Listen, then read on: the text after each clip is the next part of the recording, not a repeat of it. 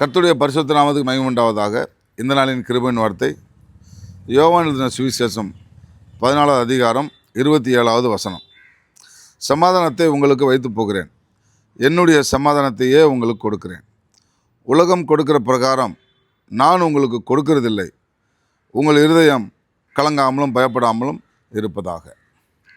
பிரியமானவர்களே, ஒரு முறை ஆண்டவராகிய இயேசு கிறிஸ்து தன்னுடைய சீசர்களோடு கூட ஒரு படகிலே பயணம் செய்கிறார். படகிலே ஏறி ஏரியை கடந்து அவர் போகும்போது திடீரென்று ஒரு மகாபெரிய ஒரு புயல் வீசுகிறது.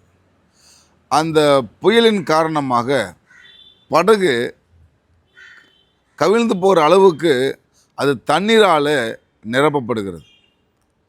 இப்படி தண்ணி நிரம்பிக் கொண்டிருக்கும்போது படகு கவிழ போகுதே என்று சொல்லி அங்கே சீசர்கள் அலறிக்கொண்டிருக்கிறார்கள்.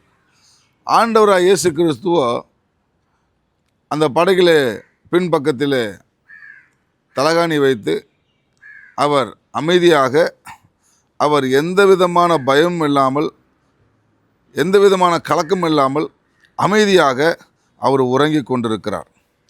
ஆனால் சீசர்களுக்கோ பயம், இயேசுவுக்கோ மகா சமாதானம்.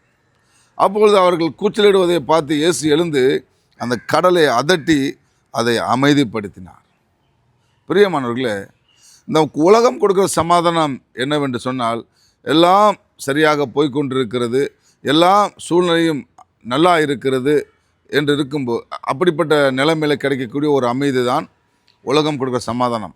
ஆனால் இயேசு கொடுக்குற சமாதானம், புயலின் மத்தியிலும் இயேசு கிறிஸ்து அமைதலாக கலங்காமல் பயப்படாமல் அவர் அங்கே உறங்கி கொண்டிருந்ததை பார்க்கிறோம்.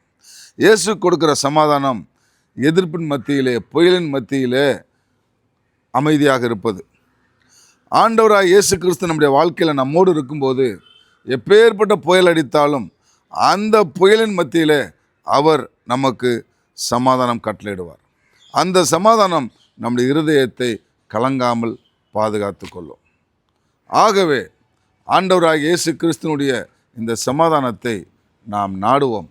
அவர் நம்மோடு கூட இருப்பதற்கு நாம் என்ன செய்ய வேண்டுமோ அதை நாம் தீவிரமாக செய்வோம். கர்த்தர் உங்களை ஆசீர்வதிப்பாராக. ஆமென்.